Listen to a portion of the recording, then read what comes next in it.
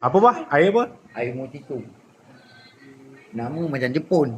Mosquito. Ya, ni Jepun punya nama. Kenapa lah orang Malaysia ni teruk nama tak? Tengok penjual dia macam orang Jepun nampak. Aduh.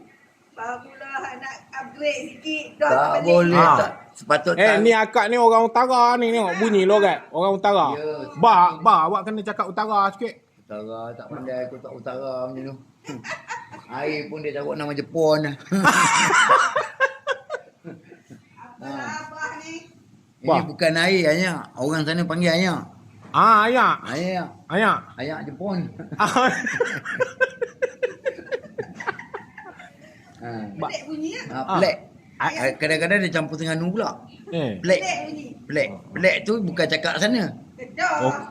Ya. Dah tak cakap pelik. Itu. Peluk. Bawa Pelik. naik apa? Ha? Air. Kena cuba dah. Kena cuba. Bah. Pasal cuba RM2 je air.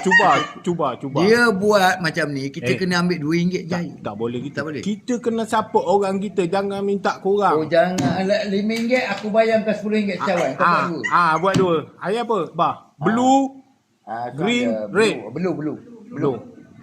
Blue. Mojito. Kawan nak ni lah merah. Air jom kau jangan makan ni kiwi. Dia ni kiwi kasutnya air. Kiwi. Kiwi. Tak boleh.